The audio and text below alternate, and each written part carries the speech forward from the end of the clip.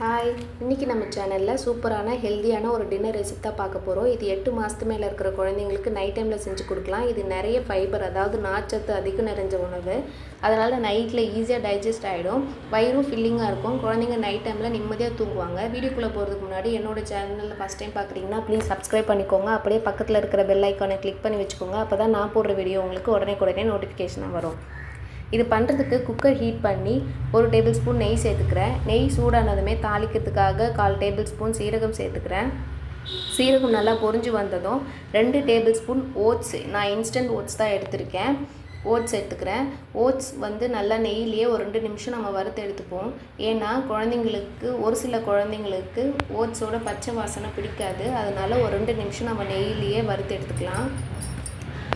ஓட்ஸில் குழந்தைங்களுக்கு ஈஸியாக டைஜஸ்ட் ஆகக்கூடியது. மலச்சிக்கல், அதாவது கான்ஸ்டிபேஷன் ப்ராப்ளம் இருக்கும்போது ஓட்ஸ் பண்ணி கொடுத்தீங்கன்னா நல்லா ஃப்ரீயாக மோஷன் போவாங்க. என் குழந்தைங்களுக்கு நான் வீக்லி ஒன்ஸ் இதை பண்ணி கொடுத்துருவேன்.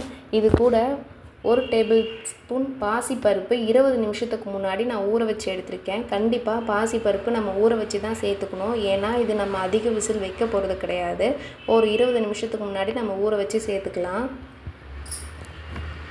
சேர்த்துட்டு நம்ம ஓட்ஸ் கூட ஒரு நிமிஷம் நம்ம நல்லா கிளறி விட்டுக்கலாம். இப்போ இது கூட நான் வெஜிடபிள் சேர்த்துருக்கேன்.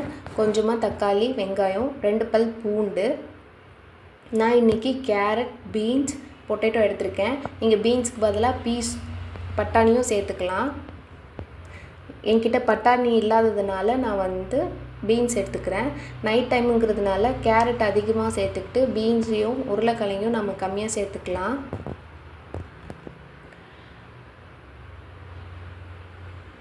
நம்ம பருப்பு சேர்க்கறதுனால சீக்கிரமாக ஜீரணமாகிறதுக்காக நான் 2 பல் பூண்டு சேர்த்துருக்கேன். சீரகமும் சேர்க்கறதுனால சீக்கிரமாகவே குழந்தைங்களுக்கு டைஜஸ்ட் ஆகிடும், கேஸும் ஃபார்ம் ஆகாது. இப்போது ஒரு பெரிய கிளாஸ் அளவுக்கு நான் தண்ணி சேர்த்துக்கிறேன். தண்ணி சேர்த்ததும் ஒரு 1/4 டீஸ்பூன் மிளகுத்தூள், நீங்கள் உங்கள் குழந்தைங்களுக்கு காரத்துக்கு ஏற்ப சேர்த்துக்கோங்க. 1/4 டீஸ்பூன் சீரகத்தூள், 1/4 டீஸ்பூன் மஞ்சள் தூள், 1/4 டீஸ்பூன் உப்பு. ஒரு வயசுக்கு மேலே இருக்கிற குழந்தைங்களுக்கு உப்பு சேர்த்துக்கலாம்.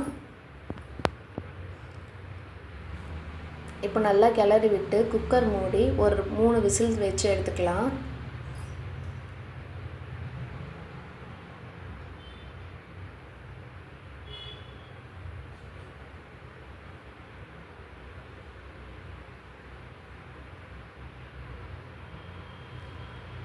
இப்போ ஃபுல்லாக ப்ரெஷர் இறங்கினதும் குக்கர் ஓப்பன் பண்ணி பார்க்கலாம். நல்லா வெஜிடபிள்ஸ்லாம் வெந்துருந்துச்சு.